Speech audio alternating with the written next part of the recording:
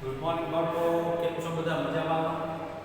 આજના આપણા આ વિડિયો લેક્ચરની અંદર એક થિયોરેટિકલ પોર્શનની આપણે વાત કરવા જઈ રહ્યા છીએ.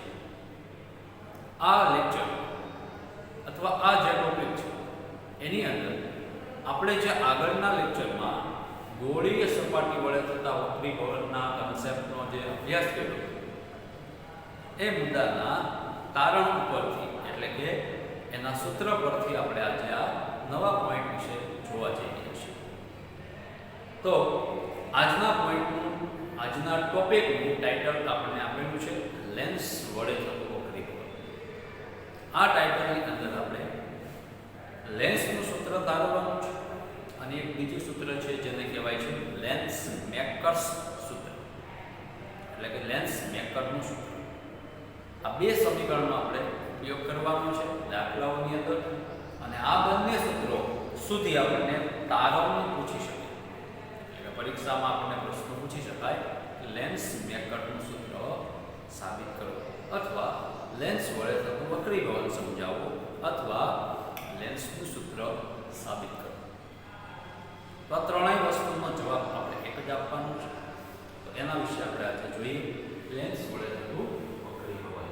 આકૃતિની અંદર આપણને આકૃતિ આપેલી છે મોટી લેન્સ છે એના સેન્ટરમાંથી પસાર થતી એક અક્ષ છે.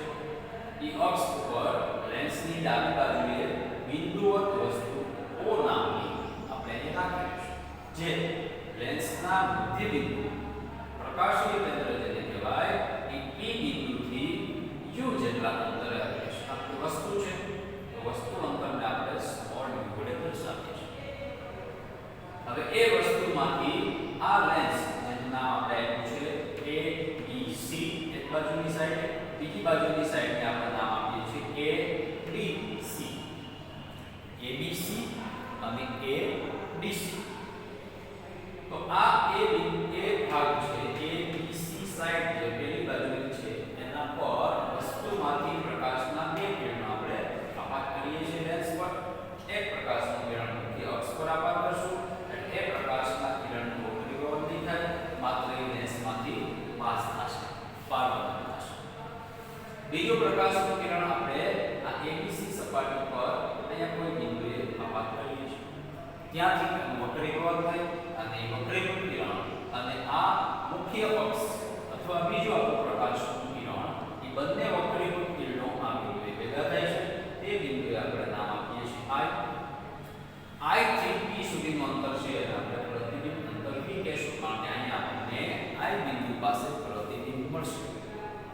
આ આખી જે રચના છે એ રચના આપણે અગાઉના ધોરણમાં શીખી ગયા છે. હવે એની અંદર આપણે સૂત્ર કેવી રીતે સાબિત કરી શકીએ એની આપણે અહીંયા વાત કરીએ છીએ. તો થોડીક આકૃતિ અલગ કરીને આપણે બતાવીએ કે ભાઈ ABC નામની જે બાજુ છે પેલી બાજુ કે જે વસ્તુ તરફની બાજુ છે એ બાજુને આપણે માત્ર એક જ બાજુ દ્વારા આપણે કામ કરીએ તો એ વક્ર સપાટી થશે. વક્ર સપાટી વડે જે વક્રીભવન થશે એટલે આપણે જે આગળનો પોઈન્ટ શીખાતા છેલ્લા વિડિયો લેક્ચરમાં ગોળીય સપાટી પાસે થતા વક્રીભવન વાળો પોઈન્ટ એ પોઈન્ટની અંદર જે આપણે સૂત્ર સાબિત કરેલું હતું એ સૂત્રનો આપણે ઉપયોગ કરશું. બહારની બાજુનું માધ્યમ છે તેને આપણે N1 વક્રીભવનાંક બળ દેશું, લેન્સનું માધ્યમ છે અને N2 વક્રીભવનાંક દેશું. આ N1 થશે, આ માધ્યમ આખે લેન્સનું છે, N2 દેશું, આ N2 થશે લેન્સનું માધ્યમ. બીજી સપાટી જ્યારે દેશું ત્યારે એની બહારનો આ ભાગ છે અહીંયા આવશે એને આપણે N1 વક્રીભવનાંક ધરાવતું માધ્યમ કહેશું. આ કિસ્સાની અંદર પહેલી સપાટી દ્વારા કેવી રીતે વક્રીભવન થાય એના માટે O માંથી નીકળતું પ્રકાશનું કિરણ આ કિરણ છે આપણે બધી જગ્યાએ કોમન લેવાનું છે. અહીંયા પણ આ કોમન આવશે એટલે આપણે બે વક્રીભૂત કિરણો ભેગા મળી અને પ્રતિબિંબ આવશે. આ કિસ્સાની અંદર ABC સપાટી દ્વારા જે વક્રીભવન થાય છે ત્યાં આપાત બિંદુ એટલે કે પ્રકાશનું કિરણ જે આપાત થાય છે N1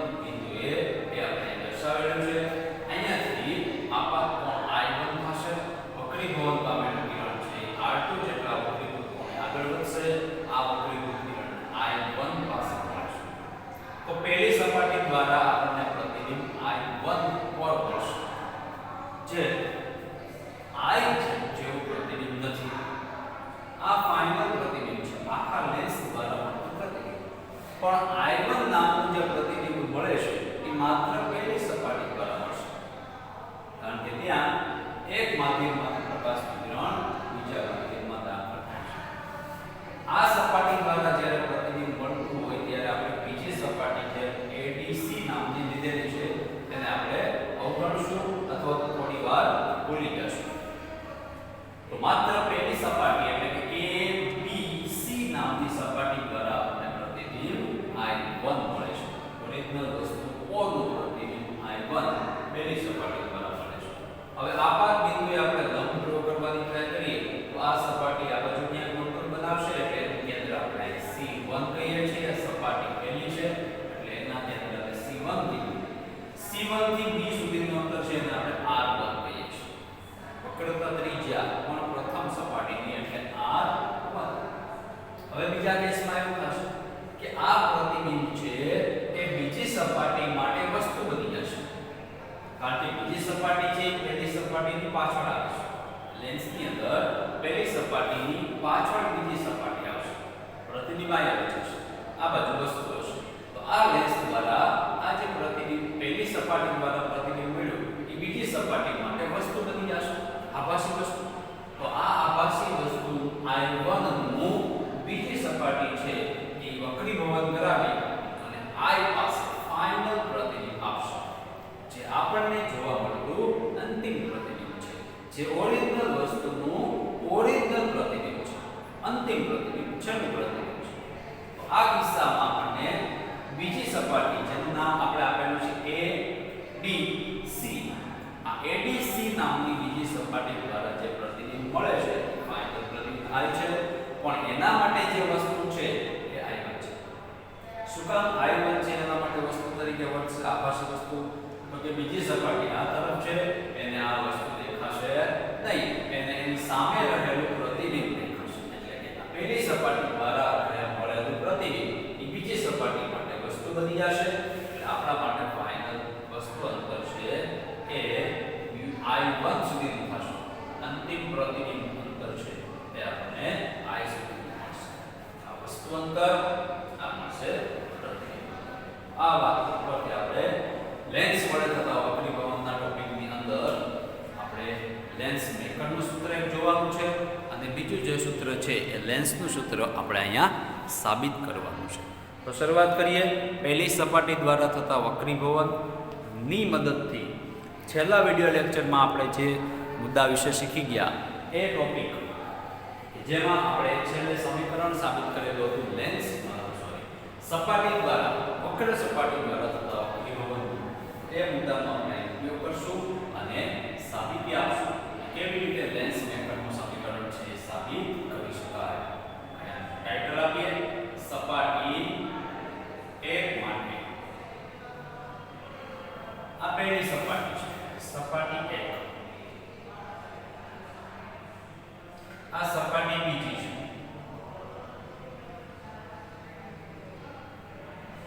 તો પહેલી સપાટી માટે વસ્તુ અંતર આવશે, પ્રતિબિંબ અંતર આપેલું છે, એની ત્રિજ્યા આપણે આપી છે, વક્રીભવનાંક n1 n2 છે, આપાત I1 R2 વક્રીભવન છે. એના માટે આપણે સૂત્ર વાપરીએ તો -n1/u. તમને સૂત્ર યાદ હશે, વક્ર સપાટી દ્વારા થતા વક્રીભવનનું સમીકરણ -n1/u n2/v બરાબર n2 - n1/r. આ સમીકરણ આપણે સાબિત કરેલું હતું અને આપણે એ પણ ચોક્કસથી વાત કરેલી હતી કે જ્યારે પ્રકાશનું કિરણ પાતળા માધ્યમમાંથી ઘટ્ટ માધ્યમમાં દાખલ થાય અને તમારે રિલેશન લખવો પડે n1 n2 છે.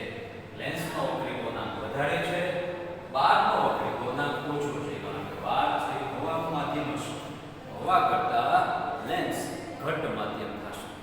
અહીંયા પાતળા માધ્યમમાંથી પ્રકાશનું કિરણ ઘટ્ટ માધ્યમમાં એટલે કે લેન્સમાં દાખલ થાય છે. એટલે આપણે આ સમીકરણનો ઉપયોગ કરી શકીએ, કારણ કે એ મુદ્દાની અંદર આપણે બે સમીકરણો જોયા હતા, એમાં આ સૂત્રનો આપણે ઉપયોગ કરીએ તો -n1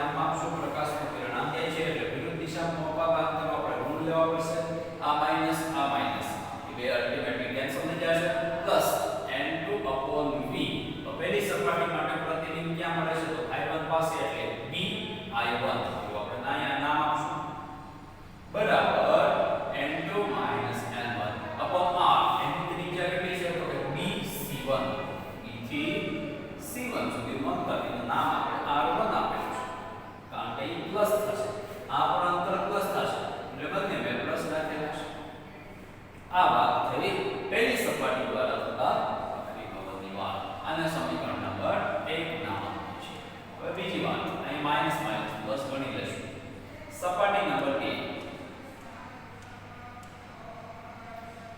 બીજી સપાટી માટે આપણે સમીકરણ હવે અહીંયા પ્રશ્ન એ છે કે બીજી સપાટીમાં આ i1 છે એટલે કે પહેલી સપાટી દ્વારા મળતું પ્રતિબિંબ એ બીજી સપાટી માટે વસ્તુ બની જશે તો એ વસ્તુ અંતર આપણે di1 લેશું પણ એ પ્રકાશનું કિરણ ખરેખર અહીંથી આમ આવતું હોય એવા પ્રકારની દિશામાં અહીં બનશે અહીંયાથી પ્રકાશનું કિરણ પરિભ્રમણ પામે એટલે ફાઇનલ પ્રતિબિંબ આપે છે ખરેખર આ લેન્સને એવું લાગશે કે આ પ્રતિ વસ્તુમાંથી પ્રકાશનું કિરણ અહીંથી આમ આવે છે ઘટ્ટ માધ્યમમાંથી પ્રકાશનું કિરણ પાતળા માધ્યમમાં વક્રીભૂત થાય છે અંતિમ વક્રીભૂત કિરણ આ છે છેલ્લું પ્રકાશનું કિરણ એ પાતળા માધ્યમમાં આવે છે ક્યાંથી તો કે બીજી સપાટી જે ઓલરેડી અંદર ઘટ્ટ માધ્યમમાં રહેલી છે એ ઘટ્ટમાંથી પાતળા માધ્યમમાં જશે એટલે આપણે આ સમીકરણનો ઉપયોગ નહીં કરી શકીએ એના માટે આપણે બીજા સમીકરણનો ઉપયોગ કરવો પડશે જેને આપણે કીધું હતું -n2/u પ્લસ n1/v બરાબર n1 - n2/r આ સમીકરણ આપણે લખેલું છે ઓરિજિનલ હવે આમાં આપણે સંજ્ઞા પ્રણાલીનો ઉપયોગ કરી અને આ સપાટી માટે વાત કરવાની છે હવે જ્યાં માઈનસ છે ત્યાં માઈનસ સૂત્રને મૂકીએ u આના માટે શું છે તો કે d થી i1 કારણ કે આ પ્રતિબિંબ છે એ પહેલી સપાટીનું છે બીજી સપાટી માટે પ્રતિબિંબ છે એ આભાસી વસ્તુ તરીકે વર્તશે તો એ વસ્તુ થશે di1 હવે di1 એ કઈ દિશામાં હતો પ્રકાશના કિરણ આપાત કિરણની દિશામાં જમણી બાજુ છે આ અંતર પણ તમારી જમણી બાજુ એટલે પ્લસ રાખવું પડશે બીજું પ્લસ n1/v એના માટે પ્રતિબિંબ ક્યાં મળે છે તો i ઉપર તો આપણા માટે v2 થશે તો કે d થી i એ આપણા માટે v થશે બરાબર n1 - n2/r હવે r અહીંયા આપણને આપેલું છે dc2 કારણ કે આ સપાટી આ બાજુ વર્તુળ બનાવશે એટલે એનું કેન્દ્ર આ તરફ હશે તો d થી c2 સુધીનું અંતર છે એ વક્રતા ત્રિજ્યા થશે પણ એ આપણે આમ માપવી પડશે આપાત કિરણની વિરુદ્ધ તો આપણે અહીંયા -dc2 લખવું પડશે આપાત કિરણની વિરુદ્ધ મપાતા અંતરોનું તમારે યાદ રાખવું પડશે જે આપણે ટોપિક જોઈ ગયા હતા સંજ્ઞા પ્રણાલીના કારણે હવે આને આપણે વ્યવસ્થિત કરીએ અને આના જેવું ફોર્મ જો બનાવવું હોય તો આપણે અહીંયા -n2/di1 પ્લસ n1/di બરાબર આ માઈનસ ઉપર રાખી દો માઈનસ પર ઉપર આને લગાડીએ તો જે પ્લસ છે એ માઈનસ થશે માઈનસ છે એ પ્લસ થઈ જશે એટલે આમ થશે n2 - n1/dc2 સમીકરણ નંબર 1 પહેલું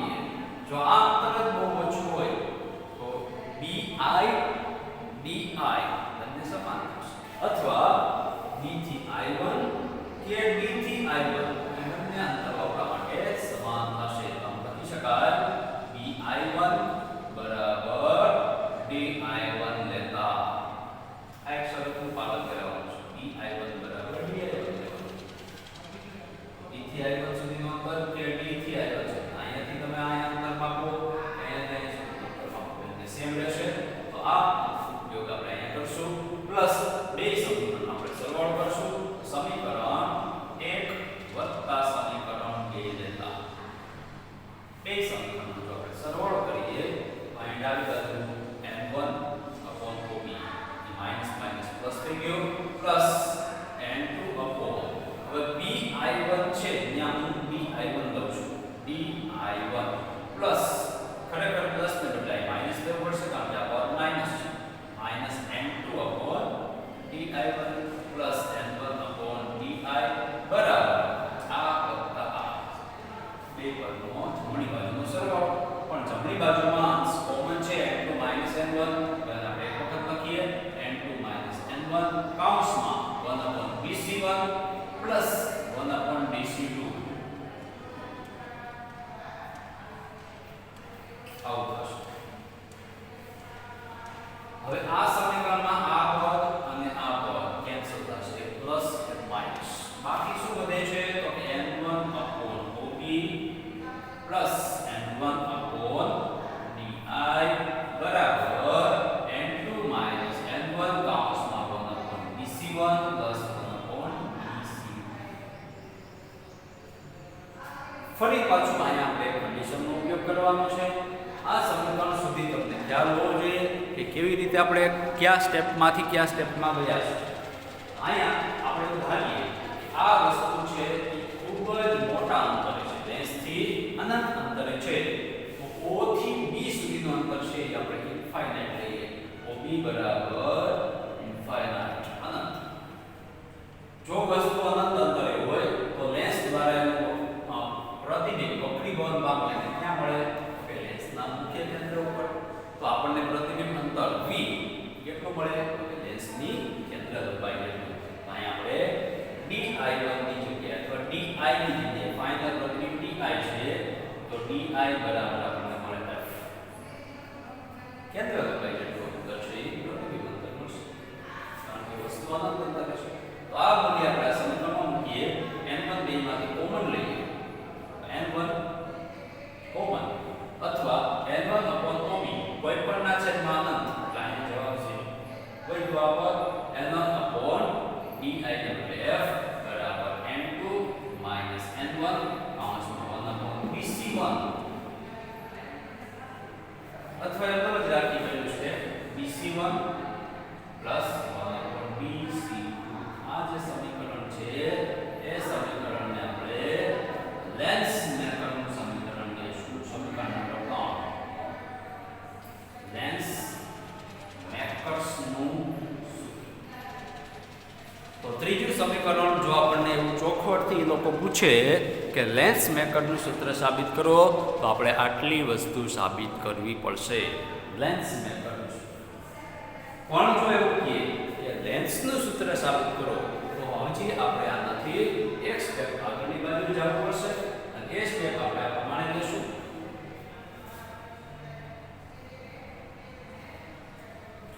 લેન્સ મેકરનું સૂત્ર એક તમે જોશો અને એક બીજું સૂત્ર આપણને અહીંયા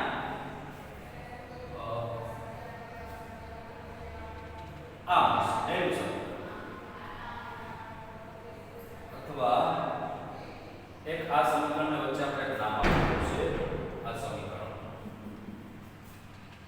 સમીકરણ અને 3 દઈએ અને 4 કરી દઈએ. ત્રીજા અને ચોથા સમીકરણમાં તમે જોશો તો જમણી બાજુ સેમ છે ડાબી બાજુને આપણે સરખાવી શકીએ અને લખી શકીએ સમીકરણ નંબર 3 બરાબર 4 લેતા ત્રીજા અને ચોથાની સમીકરણોને આપણે જમણી બાજુ સરખાવીએ છીએ તો ડાબી બાજુને સરખાવીએ તો મળશે n1 upon OB plus n1 upon di બરાબર n1 upon f. આ લેન્સ મેકરનું સૂત્ર છે. હવે લેન્સના સૂત્રની આપણે વાત આના પરથી જ કરીએ છીએ એટલે આખો પોઈન્ટ તમારે યાદ રાખવો પડશે. અહીંયાથી n1 કોમન લઈ આની સાથે કેન્સલ કરાવો એટલે બાકી શું વધે તો કે 1 upon OB plus 1 upon di બરાબર 1 upon f. OB શું છે આપણા માટે તો કે વસ્તુ અંતર u. di શું છે તો કે પ્રતિબિંબ અંતર v અને બહિર્ગોળ લેન્સ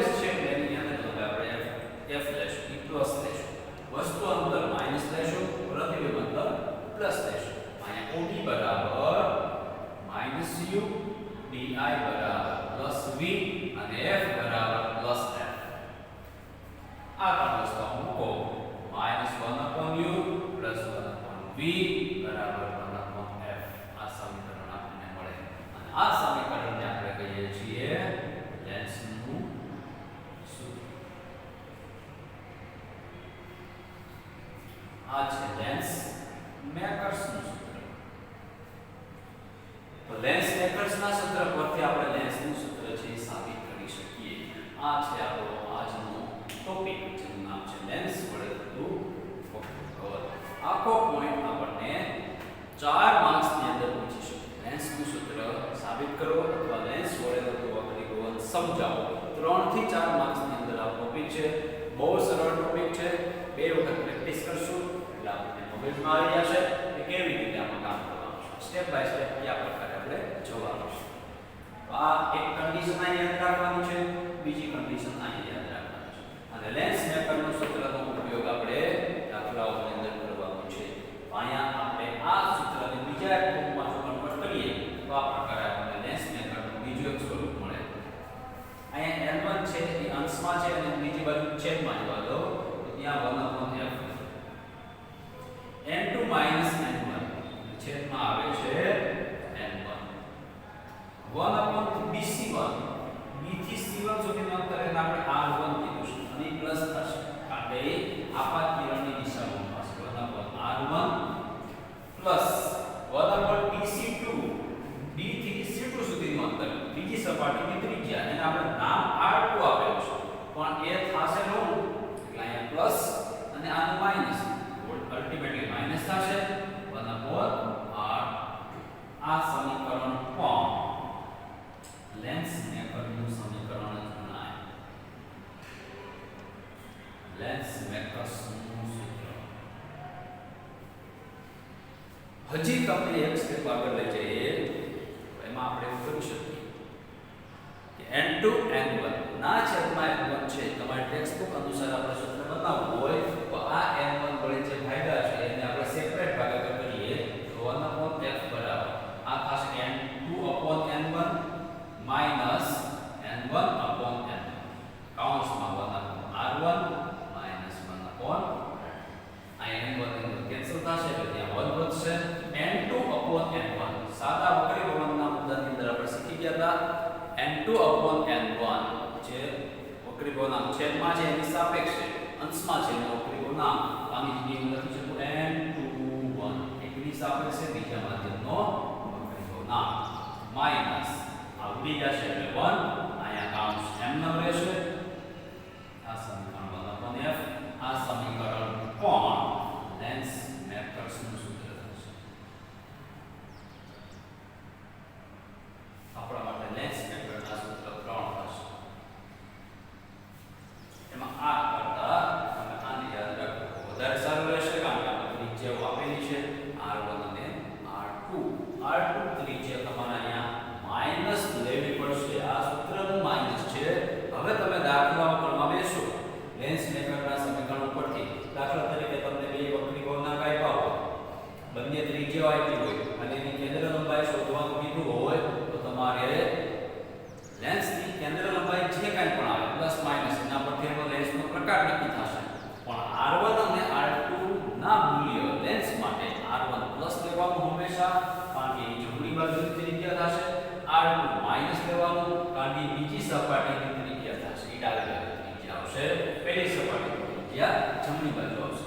જ્યારે મૂલ્ય મૂકો ત્યારે r1 નું મૂલ્ય પ્લસ અને r2 નું મૂલ્ય હજી અહીંયા માઈનસ મૂકવું પડશે એટલે દાખલામાં માઈનસ માઈનસ પ્લસ થઈ જશે એટલે પછી તમને f નો જવાબ સાચો મળશે.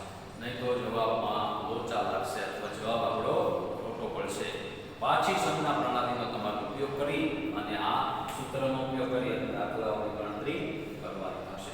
આ વાતથી લેન્સ વડે થતા વક્રીભવનના ઉદાહરણ. એના પછી એક ઉદાહરણ આપેલું છે કે 9.7 નંબરનું બહુ સિમ્પલ ઉદાહરણ છે.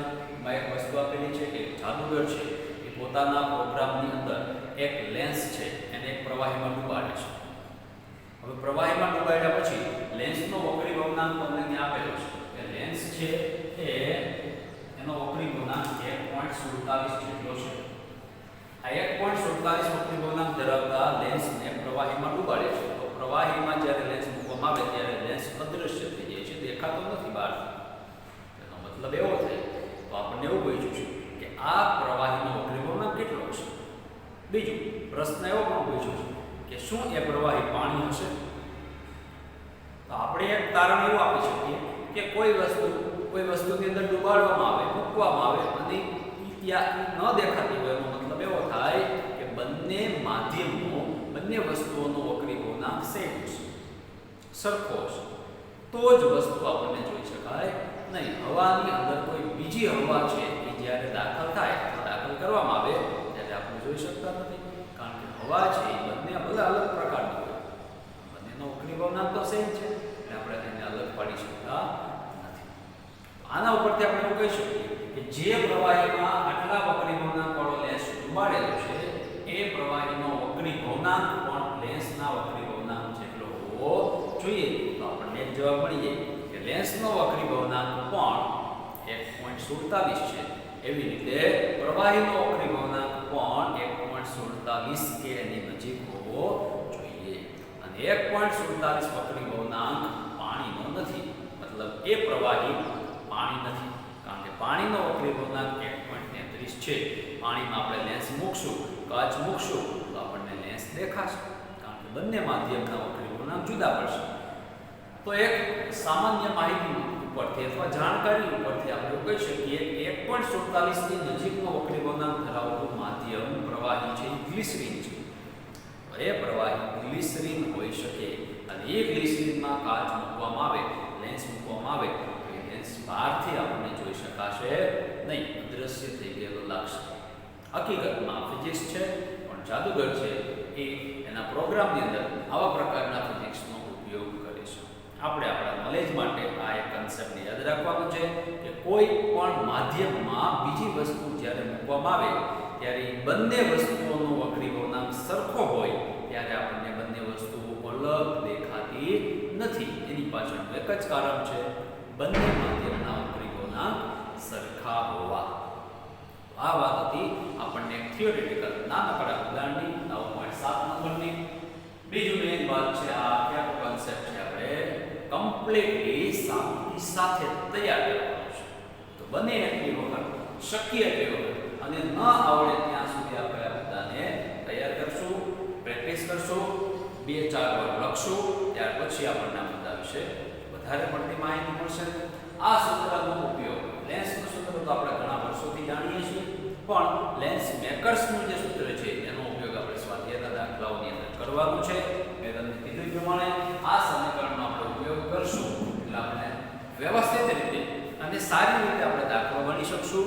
પ્લસ એની અંદર જે સંજ્ઞા પ્રણાલીનો ઉપયોગ કરવાનો તમારે બાકી રહેશે.